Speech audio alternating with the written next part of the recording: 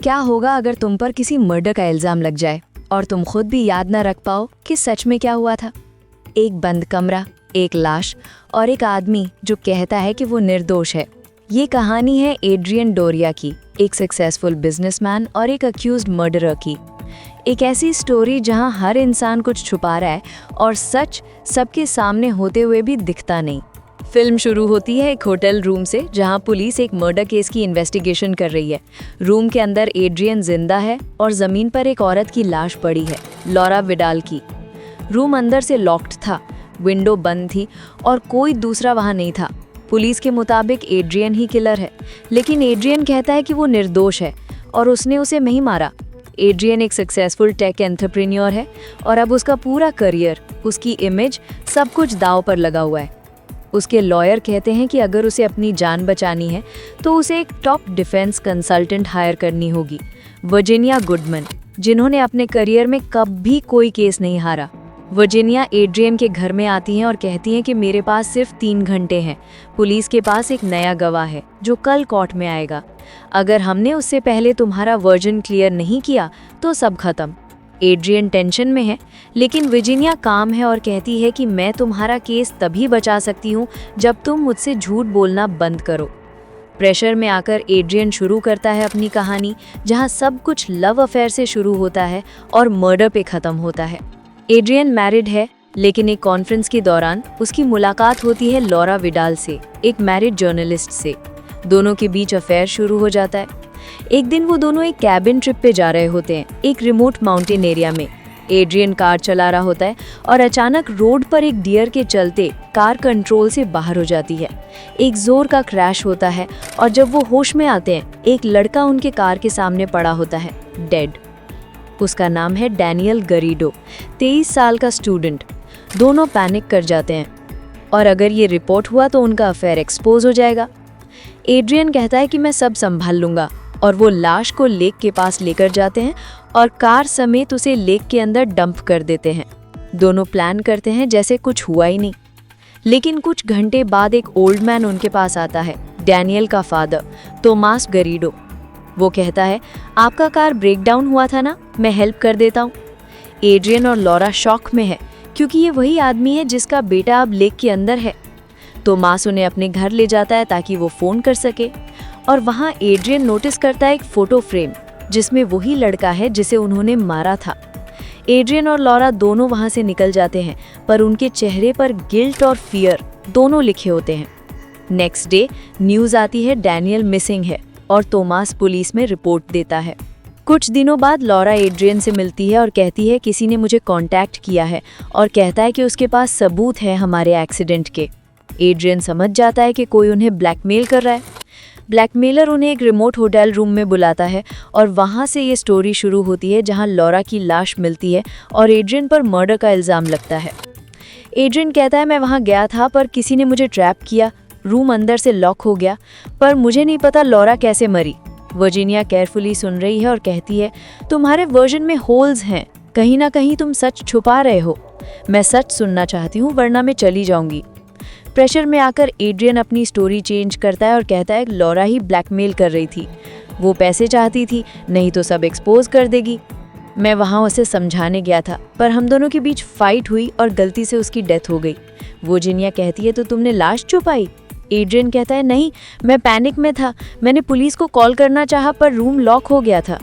Virginia उसकी आंखों में देखती और कहती है ये वर्जन भी गलत है, तुम एक इंटेलिजेंट बिजनेसमैन हो, तुम पैनिक नहीं करते, तुम कैलकुलेट करते हो।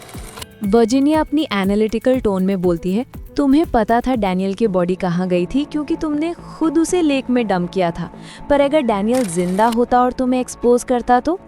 एड्रियन शॉक में है और उसके दिमाग में कन्फ्यूजन बढ़ता जा रहा है। वर्जीनिया कहती है एड्रियन तुम्हें सच याद करना होगा, सिर्फ तभी मैं तुम्हें बचा सकती हूँ। एड्रियन अपनी आंखें बंद करता है और फ्लैशबैक में सब दोबारा देखने लगता है। उसे याद आता है जब वो लाश फेंक रहे थे, एक कार वहां से गुजरी थी, एक ब्लू कार। क्या वो तोमास की कार थी? एड्रियन कहता है अगर उसने देखा होता तो पुलिस को बता देता। वर्जीनिया कहती है शायद उसने तुम्हें खुद ट्रैप करने का प्लान बनाया या शायद लॉरा ने मिलके। वर्जीनिया सडनली अपना आइडेंटिटी रिवील करती है। वो असली में लॉयर नहीं है, वो तोमास गरीडो की प्राइवेट इन्वेस्टिगेटर है। हर मिशन एड्रियन के ऊपर प्रेशर क्रिएट करना, सच सामने लाना। वो कहती है तुम जितने स्मार्ट हो तुम्हारे हर छुपा हुआ थॉट में गलती है। अब तुम्हें खुद कन्फेस करना होगा वरना मैं प्रूफ कलेक्ट कर लूंगी। एजेंट पैनिक में है और समझ नहीं पा रहा कौन सच बोल रहा है, कौन मैनिपुलेट कर रहा है। एजेंट फाइनली एडमिट करता है एक्सीडेंट एक गलती थी, पर पैनिक में उसने बॉडी हाइड की। लॉरा ने ब्लैकमेल करना स्टार्ट किया और पुलिस और मीडिया का प्रेशर बढ़ गया। वर्जीनिया कहते हैं और लॉरा का मर्डर कैसे हुआ? एजेंट बताता है वो एक्सीडेंट के बाद मुझसे फाइट कर रही थी, मैं कंट्रोल लूज कर गया और उसकी डेथ हो गई। एजेंट का गिल्ट पीक पर है और वर्जीनिया कहती है तुम समझ रहे हो कि तुम्हारे डिसीजंस ने ही तुम्हें ट्रैप में डाला। अब तुम्हारे पास सिर्फ एक ऑप्शन है, सच बताओ या जेल। और तब होता है फिल्म का अल्टीमेट ट्विस्ट। सब जानते हैं एड्रियन के केस में सटल मैनिपुलेशंस हो रही थी। एक्चुअली लॉरा की डेथ प्लान्ड नहीं थी। तोमास और वर्जीनिया की कंबाइंड इन्वेस्टिगेशन ने प्रूव किया कि एजेंट का पैनिक और पुअर डिसीजंस ही असली कल्प्रिट बने। वर्जीनिया कामली बोलती है तुमने मर्डर प्लान नहीं किया, पर तुम्हारे एक्शंस ने एक्सीडेंटल मर्डर का रीजन बनाया और तुमने सब ट्राई किया कवर अप करने के लिए। ट्रूथ हमेशा सामने आती है Adrian. Agent finally full confession देता है, step by step. Affair details, accident incident, body hide करना, panic and blackmail, Laura's confrontation and accidental death. Virginia note ले रही है सब और कहती है तुम फ्री नहीं हो, पर सच बोलना ही तुम्हारे लिए फर्स्ट स्टेप है। एजेंट का फेस पेल है और इमोशंस, गिल्ट, फियर, रिग्रेट सब एक साथ हैं। फिल्म का फाइनल सीन डार्क और सस्पेंसफुल है।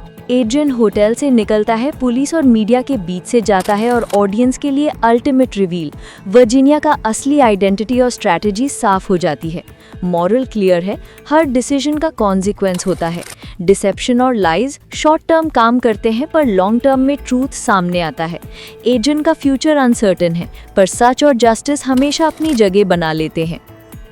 तो दोस्तों ये थी स्टोरी द इनविजिबल गेस्ट 2016 का फुल एक्सप्लेनेशन। अगर आपको ये स्टोरी सस्पेंसफुल लगी तो लाइक और शेयर करें। कमेंट में बताएं कौन सा ट्विस्ट आपको सबसे शॉकिंग लगा और चैनल को सब्सक्राइब करें क्योंकि ऐसे साइकोलॉजिकल थ्रिलर्स की एक्सप्लेनेशंस और भी आने वाले हैं। Remember, truth always finds its way और हर एक्शन का कॉन्सिक्वेंस होता है, चाहे आप कितने भी स्मार्ट क्यों ना हो। 2016 की Spanish thriller film the Invisible guest, जिसका ओरिजिनल टाइटल कॉन्ट्रा तिएम्पो है, IMDb पर 8.0 आउट ऑफ 10 की रेटिंग के साथ काफ़ी लोकप्रिय है। इस फिल्म को ओरियल पाउलो ने डायरेक्ट किया है और इसमें मारियो कासास, एना वैगनर और जोसे कोरोनाडो जैसे टैलेंटेड एक्टर्स ने अपने रोल्स को बहुत ही ग्रिपिंग तरीके से निभाया है।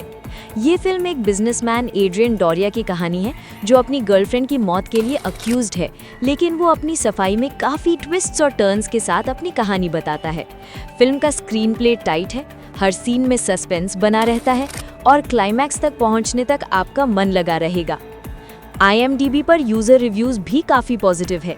एक रिव्यूअर ने लिखा है, the movie is an excellent suspense thriller. It was full of twists and surprises. The movie has unexpected turns and hidden clues. It is masterfully directed and acted.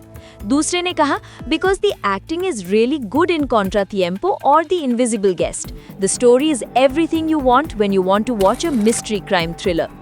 इस फिल्म को इंटेंस थ्रिलर पसंद करने वाले लोग जरूर देखें क्योंकि ये आपको सीट के एज तक ले जाएगी।